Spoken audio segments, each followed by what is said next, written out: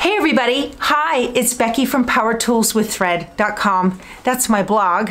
I just stitched the most adorable wall hanging from hoopsisters.com. This is their newest pattern called the butterfly quilt, and I chose to make the wall hanging design. It was quick and easy. You just stitch out 3 butterfly applique panels in the middle, and then there are some stitched butterfly blocks all around in the outer border. And this is so pretty, and I'm gonna give it to my granddaughter to hang on her wall. I think she's gonna just love it. If you wanna see how this is done, stick around and I'll show you how. When you get started making these blocks, you kind of want to take into consideration the feel you're going for. This fabric is called Hollyhock Lane by Poppy Cotton Fabrics, and it is just absolutely precious. This is a very small print on these fabrics. The whole line is small. Your background fabric, whatever one you choose, you would want something that is real small. You know, you can use a solid if you like.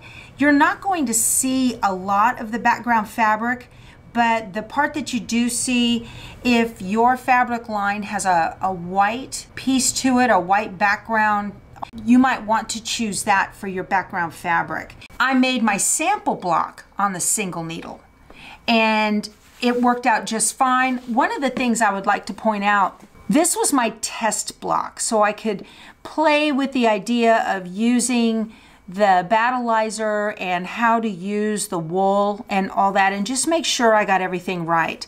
Now, when you're choosing fabrics, I'd like to caution you about a couple of things. So while this white background is, predominantly white, the dots on it are pretty dark, okay? And I can see the dots through the back of the wing fabric. I can see through the wing fabric and I can see the dots. If you have fabric like that, you really want to double check it and make sure, if you need to, you can use a piece of tearaway stabilizer underneath your wing fabric, and that's going to provide you the opaqueness that you need. And then once the stitch goes down, you can get in there and tear that away from the outside if you need to. Also, another thing you want to consider, on your border fabric, I don't recommend a gingham. So if you look at this, you can really tell that the fabric wasn't straight. You can see purple right here and it disappears into the white. And I've got several instances where the white gingham line is more narrow up here than it is down here at the bottom. So this is a good lesson learned. Using gingham as your border fabric is very difficult to line up properly. And if you'd like to, you can go right ahead, but I would caution against it, so that you really want something like this where you have an all over kind of a ditzy print and everything looks great. You cannot tell if the border fabric was put on straight or not, because it was cut straight when the block was all finished. So that's just something to think about, so you're not disappointed when you're finished. The real star of the show, in my opinion, is not just the center satin on the body, but the beautiful blanket stitch around. There is a satin stitch under the blanket stitch. It is just gorgeous. These are so sweet. I'm just in love with this whole thing. And this has Battilizer on the back, and then on top of the Battilizer is wool batting. And the wool batting has had the edges pre-sealed. I will link to a video right up here to show you, it's from Hoop Sisters, to show you exactly how to do this. It's very easy. You just fold a sheet of paper and put it on the edge and then put your iron on it. And all it does is it makes sure that your foot does not come around and get caught in the fibers of the batting. But as soon as your background fabric goes on, there's no need to worry about that anymore. But it's going to give you this beautiful dimensional puffy texture that is just so, so sweet. I love this. My background fabric is pressed. I'm making the 7-inch blocks. You can make them in 5 inches or 7 inches. And these are 2-inch strips. These are going to be for the outer borders that go around the block. And then I also have chosen my 2 fabrics I'm going to use for my wings. And so I'm going to use the yellow on top and the pink below. I think that's going to be just precious. And I've also cut a piece of Battilizer. Now I am using a magnetic hoop on my multi-needle to make this. If you're using a single needle, you're gonna do it the exact same way. So here is a regular hoop, and this is so simple, you guys, no stabilizer. There is material inside of this Battilizer, and look how soft and drapey it is. You guys, it is incredible. It's wonderful. And I'm just going to lay it on the hoop like I normally would and just pop it in like this and hoop it, and that's it. And you get a nice little hooping, okay? So I love this idea. I think it's just fabulous. You can use it on a single needle with a traditional hoop, or like I'm doing, I'm going to use it on my multi-needle. And the process that I'm going through here with the multi-needle is exactly the same as the single needle. You're just going to change your threads manually. And then on the multi-needle, you have to tell the machine when to stop. I'm going to put my corrugated plastic down here, and I'm just going to put this on, and I've got the bottom edges lined up right here, and then I'm just going to pull this out, and now it is hooped nice and smooth and no pinched fingers. So that looks great, doesn't it? All right, I am getting ready to go over to the machine, and we're going to begin stitching. Because you will not see the back of my quilt, it's just a little wall hanging and you're not going to see the back of it. I have background fabric to put over all of the stitches. I won't be changing out my bobbin thread. If you're going to be able to see the back of the quilt as if it was a blanket, you know, it'll go on a bed or something, you probably would want to change your bobbin thread according to the steps in the instructions when it tells you to use a matching bobbin thread. So I'm all ready to go. I'm just going to hit embroidery and lock and go. And here is the placement line for the wool batting.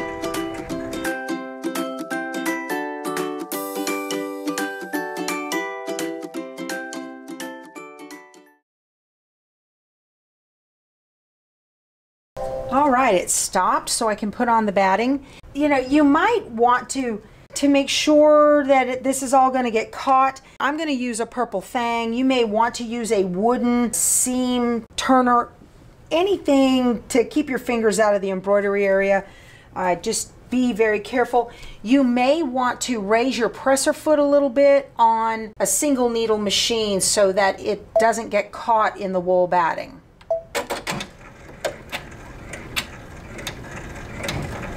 This is going to do a little zigzag all the way around. So I don't need to worry about this too bad. That way if it hits anything, it hits something plastic and not your finger. Okay, now it's going to do the placement line for the background fabric.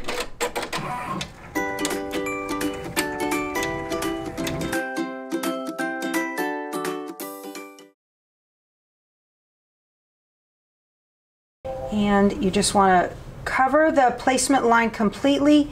Make sure you can see a little bit on both sides and top and bottom. And that'll work just fine. Okay.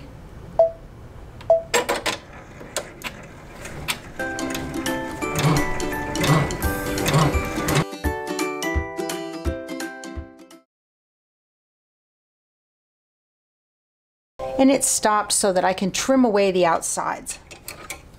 Hoop Sisters makes a lovely little pair of Hoop Sisters mini scissors. I really like these, they're good. And you just want to hold up your edges and you want to trim to within about 1/4 of an inch. So I've been using these scissors for this project and I really like them. They're nice and sharp. This doesn't have to be pretty. It doesn't have to be perfect. You just are trimming away the excess. Okay, try to get it as straight as you can. It's a little bit difficult to do it in the hoop. When you do this, you want to make sure you have a flat, firm surface, okay? You need to use, if you're gonna put it on your lap, you wanna have like a June Taylor cutting press or something. This is about 1/4 of an inch right here. I'm just gonna leave that. So puffy, pretty. You wanna have something firm that you're not gonna pop it out of the hoop or mess up the registration or anything like that. I'm gonna put it back in the machine now. All right, now that we have finished trimming the edge, I'm gonna take my 2-inch border piece and I'm just gonna lay it right across. I'm gonna just a little bit over the edge of the wool. It's right to the edge of the fabric right there. And it's gonna tack it down.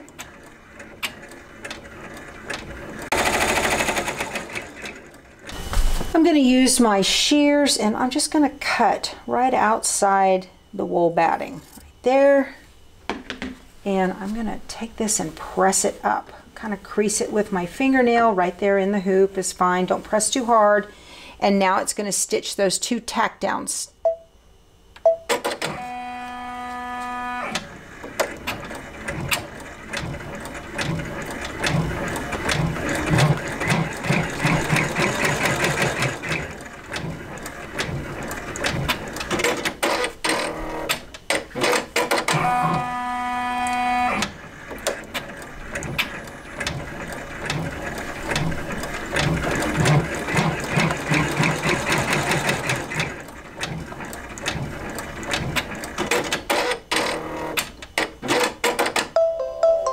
I'm going to put my border piece right here on the bottom, and it's going to tack it down.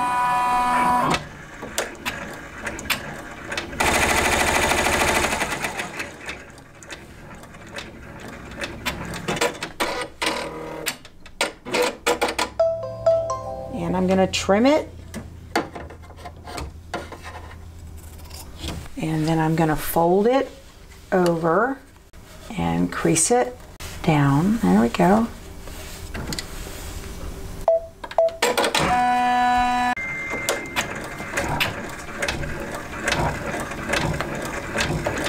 You can put tape if you want.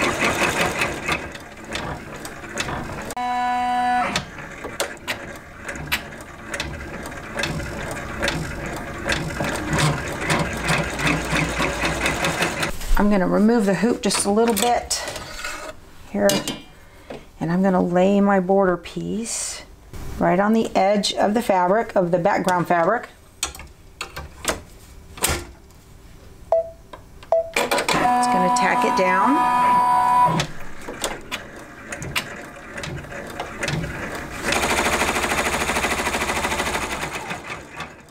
I'm going to pull the hoop and press the fabric over.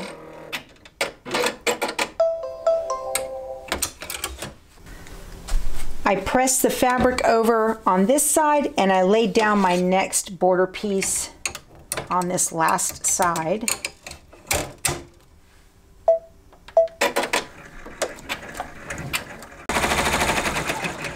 And I folded the fabric over.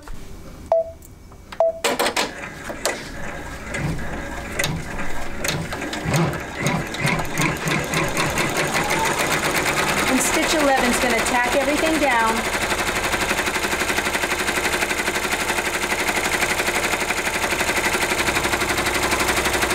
Very nice.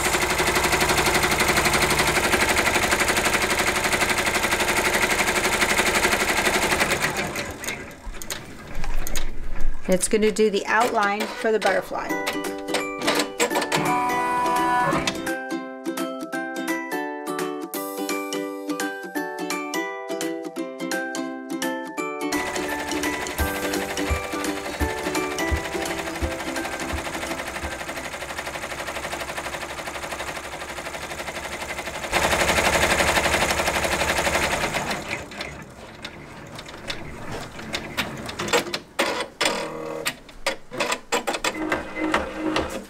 All right, I'm gonna pull this a little bit and just lay my lower wing background fabric over, and I'm gonna tape it. Just kind of hold it in place there a little bit.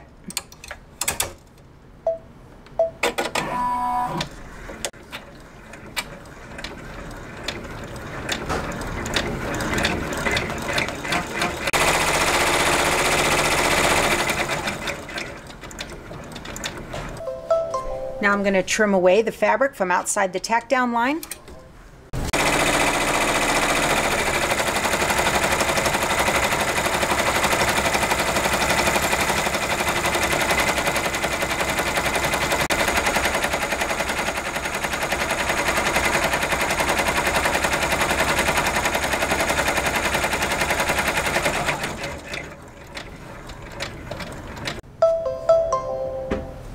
I'm going to remove the hoop and put down the upper wing fabric.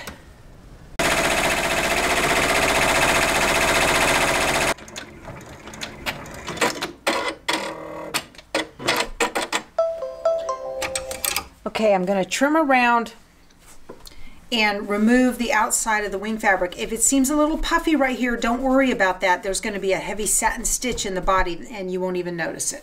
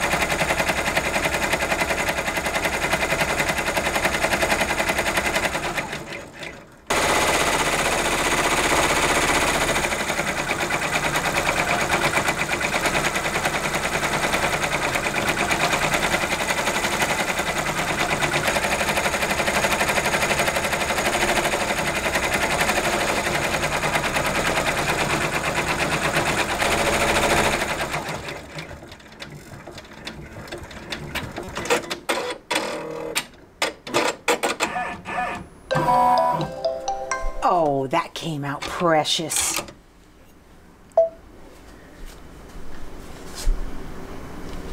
That is just adorable. I am getting ready to stitch out the last block like this. Now this one is really simple.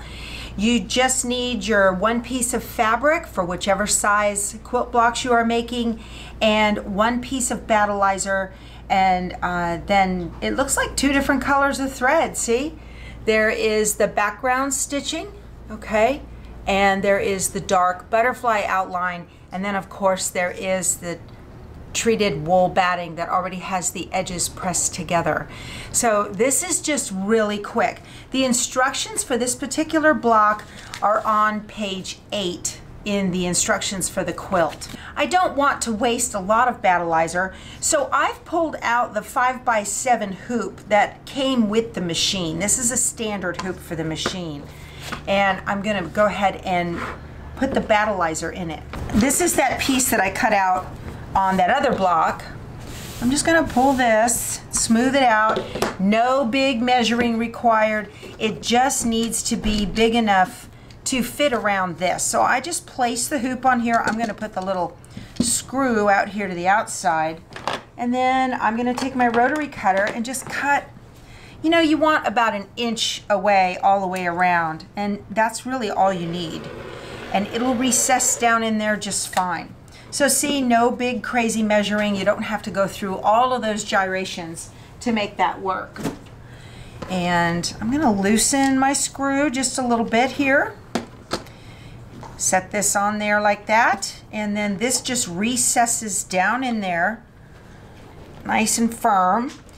Well, I guess I have to open my screw a little bit more, and it will stitch the placement line for the wool and the background fabric, so I don't have to worry about centering or anything. The design has done that already.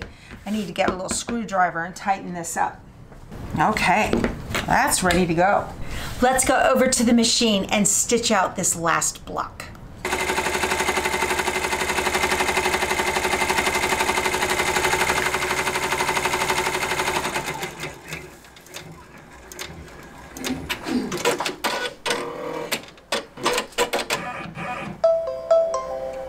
put the batting down.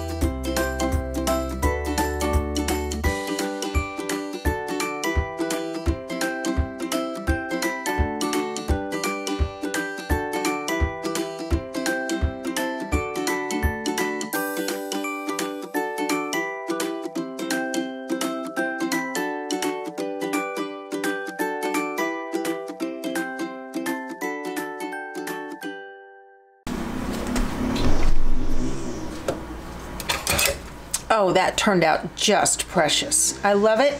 Quick and easy. Okay. There on the back. That looks good. Okay, I am ready to trim these blocks up now. I have finished all the blocks now for this adorable little wall hanging, and in the instructions it's on page 14, and this is the one I decided to make. So now I need to trim away the Battilizer from around the block. The easiest and best way to do this is to use the Trimmer by George.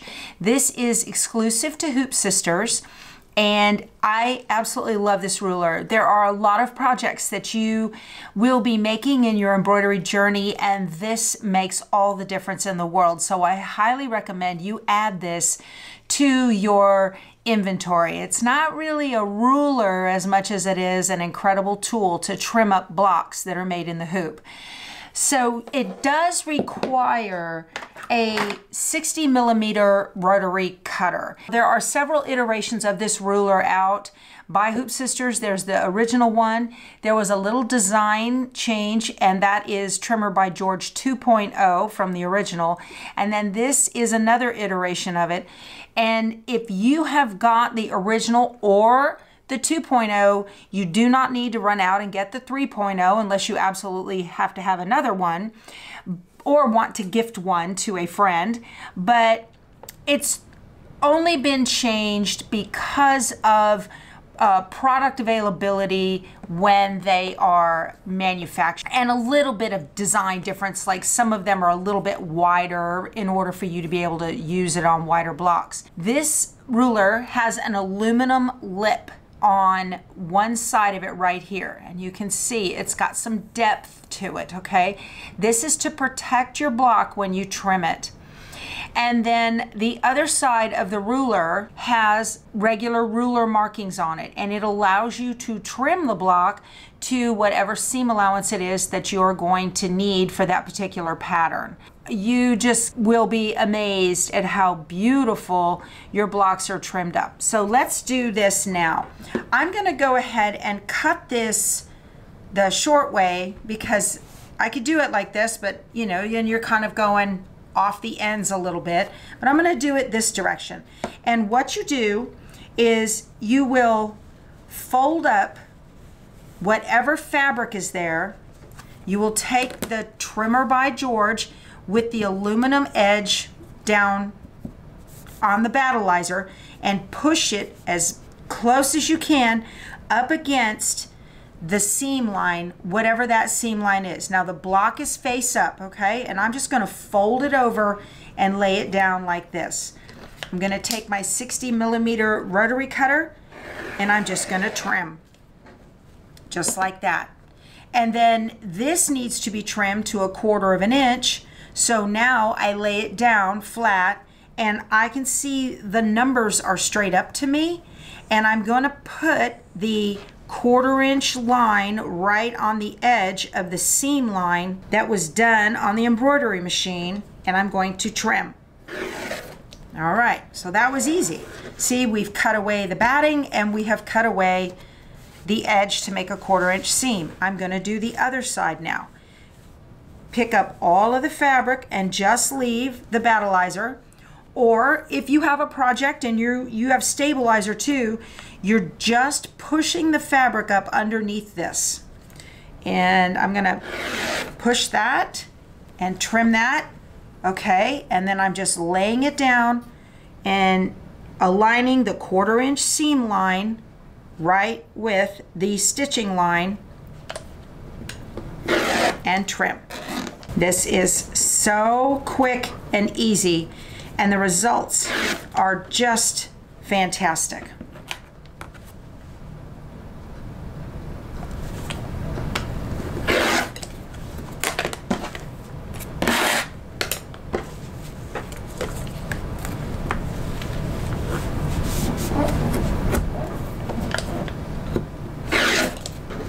This aluminum edge protects the block from being sliced by the rotary cutter. It's just amazing. All right, so now we have a beautiful block with a perfect 1/4 inch seam allowance, and let's look at the back. Look at how perfect that is. It is trimmed so close and it looks so good on all 4 sides. I could not do that good with a pair of scissors. So whenever I have projects like this that are going to be blocks made in the hoop, I always use my trimmer by George. Now, if you're using Battilizer and you're like me and you can't bear to toss these very good pieces, feel free, and this is what I'm going to do.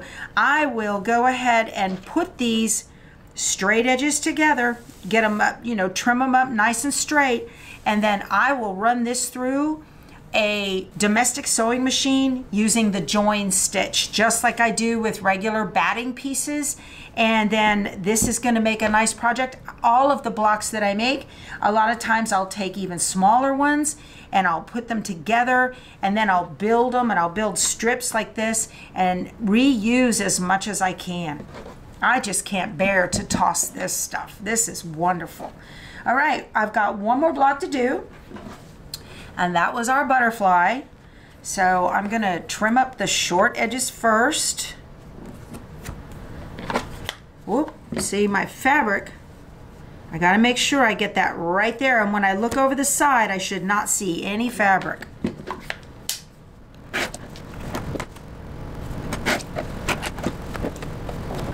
Now this one's all done, and look how pretty and perfect that is. I just love this process. Now it's time to put it all together. So I'm gonna set these out. They are so precious and pretty. Let me put this down so you can see the whole block a little bit better. So I'm gonna move this right here.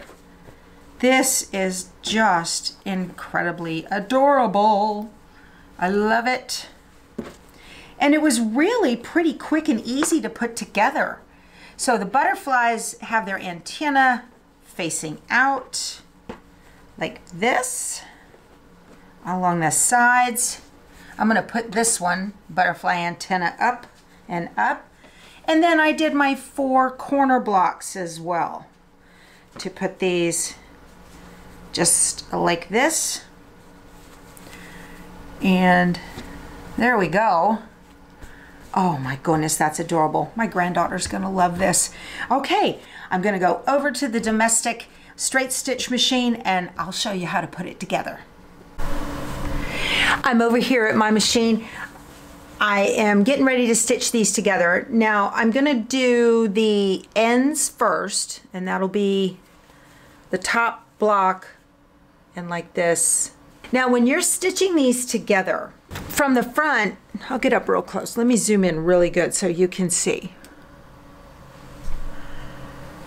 there is that final line of stitching, and that's where I lined up the 1/4 inch cut with the trimmer by George. And you want to stitch just to the inside of that so that it doesn't show in the seam or in the seams. And because you're going to be stitching from the back, okay? You're going to stitch from the back. So when I do this, I'm going to put it together, and you want them to line up, okay? And the way you get them to line up is you use a pin. This is the way I do it. It just makes me happy to, I gotta put my glasses on. This just makes my life, makes my brain happy. I'm gonna look for the point of the stitching and come out right at it. Right there. See the pin? It's right in the corner of that stitching. And I'm gonna put it right in the corner of this stitching. And I'm gonna line up the edges of the blocks and make sure the pin is horizontal. I don't want it like this, and I don't want it like that, because that's going to make your blocks not stitch correctly. And then I am going to take a pin and I'm going to just pin that together like this. That way I know it's not going anywhere because I've anchored these. Maybe you can see what I'm doing now. Now when I stitch, I'm going to stitch right inside that stitch line right there. So I'm going to do the other one the same way. I'm going to go in the corner, and then in the corner here. This is just going to make it so much easier. I'm going to pin these together. There. And now I know that everything's going to match up. Make sure it's right. Yeah. And I'm going to, I can see that stitch line just on the inside of that toe. I can see right there, and I can see the stitch line right here. So I know the needle is going to go to the inside of that outer stitching line.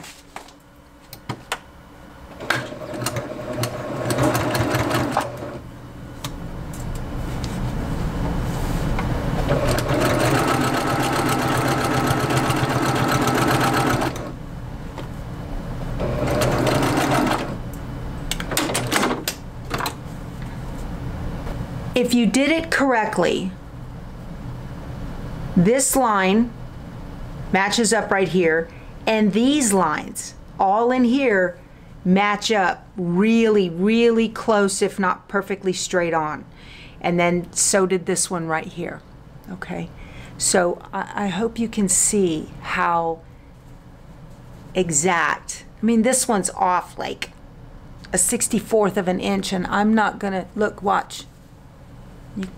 You can't even tell. But that's beautiful, just like that, okay? That's what you're looking for. And you can wing it and take these and just put them together and, you know, give it a shot if that makes you happy. I usually will get that wrong. And so to make sure that they are correct, I will pin on the corners.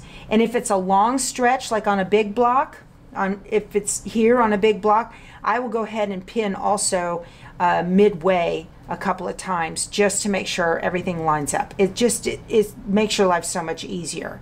I'm gonna take a pin and go right in on the corner of the stitching right there and put it. These are digitized so that this background quilting stitch always lines up with the block right next to it, as long as these are level and straight, okay? And that pin is horizontal. You will have a lot of projects in your life, in your embroidery life, that do this. And this is just a tried and true method. I'd rather be sure that I got it. That works real good, okay?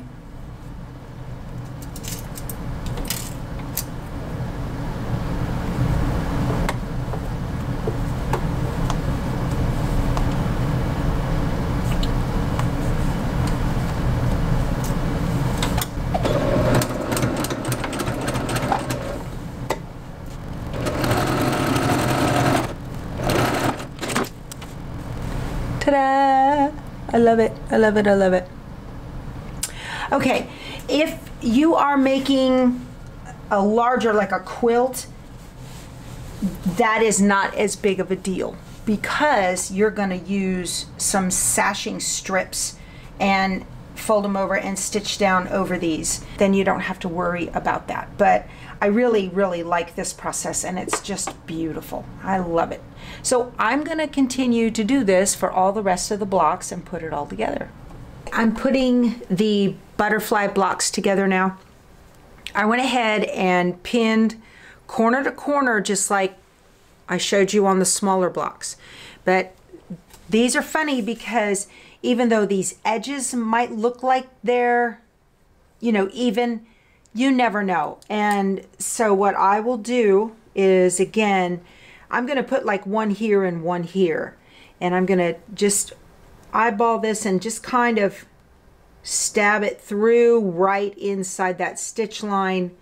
Hold it horizontal and make sure by peeking, I don't think you can see this, but I'm just going to make sure the tip of that pin is right under there. So this pin here is horizontally level. It's not shifted like this one way or the other because that will cause the blocks to shift. Not that big of a deal on these blocks because it does not have those horizontal stitch lines that you need to meet up like on these blocks right here. See, you have to meet those horizontal stitch lines to make it look all nice and pretty. But what you do have to meet up are the seam lines.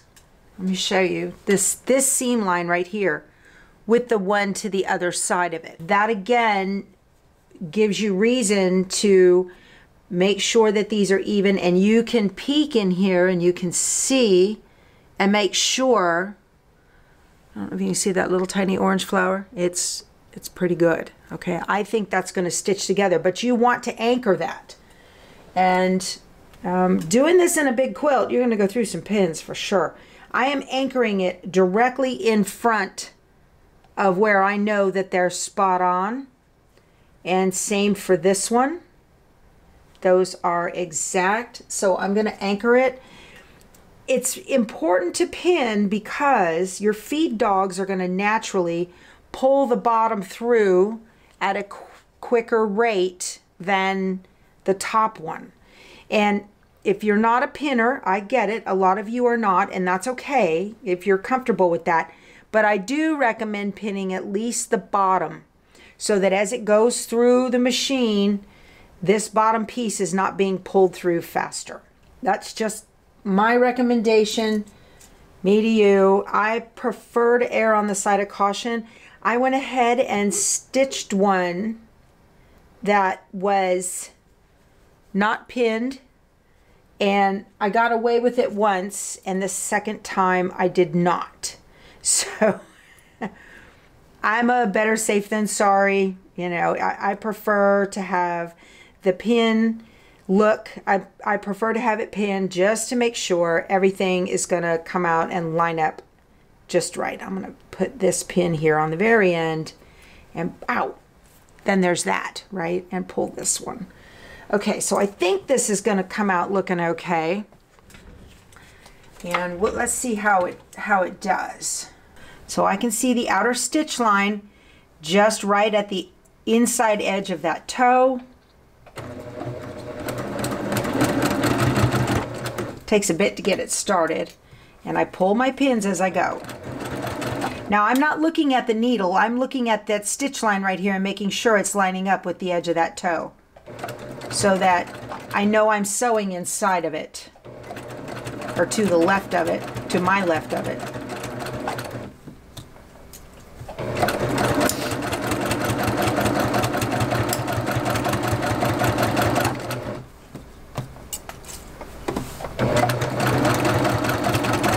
That's one thing I always tell people.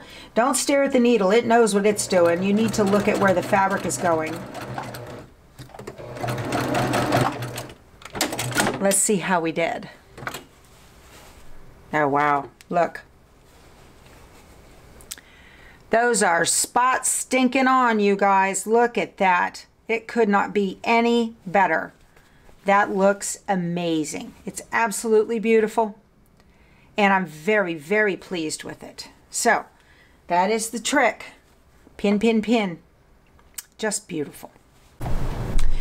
Okay, when you press these, you want to press one direction on the back of your butterfly panel, and then your side border panels you want to press the other direction so that you can nest those seams easier. The instructions do not say to press the seams open, and when you press, if you have used the wool batting, be very careful to kind of tilt your iron so you only press on the seam itself and not on the design, because you'll squish your butterflies and that's not a good thing.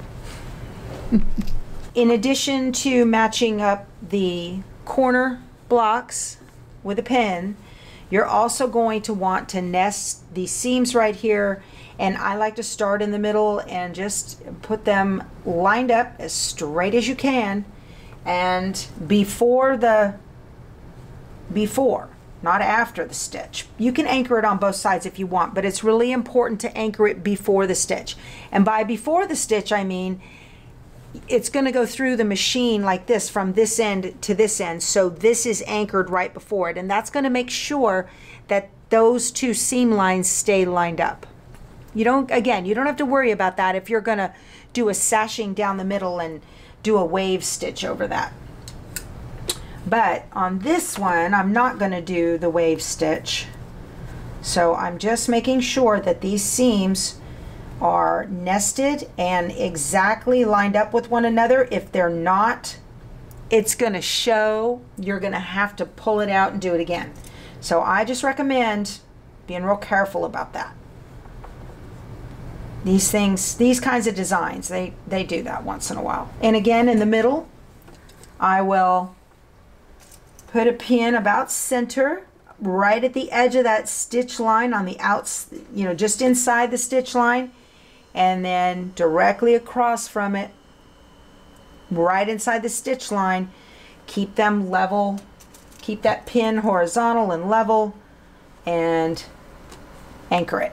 And that works. Just like that. And then go in the corner. It's easier to match up those center seams first and then work your way out. If you have a stitch where it's just off and you know it's not going to work, put the bigger piece on the bottom, and when you pull the pin, just tug the top one just a tiny bit, and the feed dogs will pull that bottom fabric through, the bigger one through faster, and you can fudge it. I've gotten very, very good at that. Very good. That is a trick from my garment sewing days. And easing a sleeve into an arm's eye. Let the feed dogs do their job. This is such a cute little fun project. You can do this in a weekend. I love it. So cute. Those side border blocks are so easy and quick. Good. And good. First time. It's lovely. I'm going to use the same method to match the seams when I put the ends on. I've chosen my backing and I am ironing it out with a little bit of spray starch.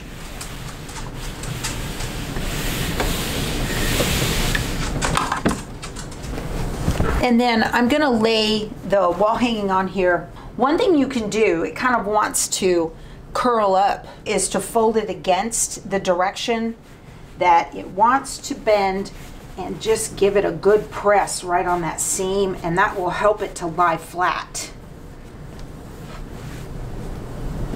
See? So that's not flipping up anymore. Now I'm ready to stitch in the ditch with some mono poly thread, and I'm just going to stitch in the ditch on these lines where everything was sewn together. When I do this, I like to start in the middle somewhere and then work my way out instead of on one end or the other. It just makes it a lot easier. And I do have my settings so that every time I let up on the presser foot on the pedal, this raises, and that allows the fabrics to realign a little bit, top and bottom, and to relax. If your machine has that feature, I recommend you turn it on. On Brother machines, that's the presser foot with the needle up or down on it. I make sure it's turned on.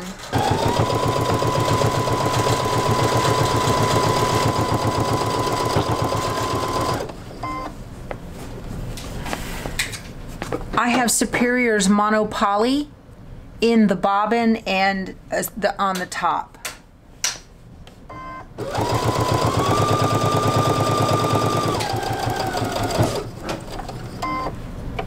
I'm going to knot it off by using the knot button and cut. Okay, so that turned out really nice. And this seam right here, you cannot see that at all. It's just beautiful. And then on the back, we have a pretty seam right here, but it's got that clear thread, so you really can't see it. It's nice. It looks real good.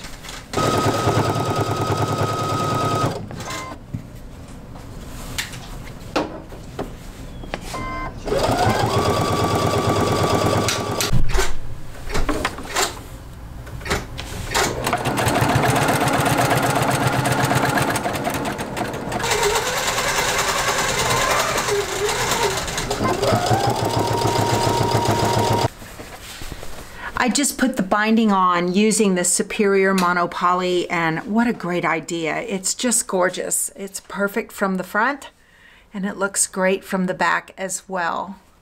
This might be my new go-to for binding thread. I'm really liking this. It's just beautiful. And if you want to do the same thing I did, I bound with a 2.5 inch strip with a 1/4 inch seam away. I put it on the front first, and then I pressed it all out and wrapped it around to the back, and then stitched in the ditch from the front. I didn't even need clips because with the 2.5 inch wide strip, you've got enough to get around the edge of the quilt with plenty to catch in the back.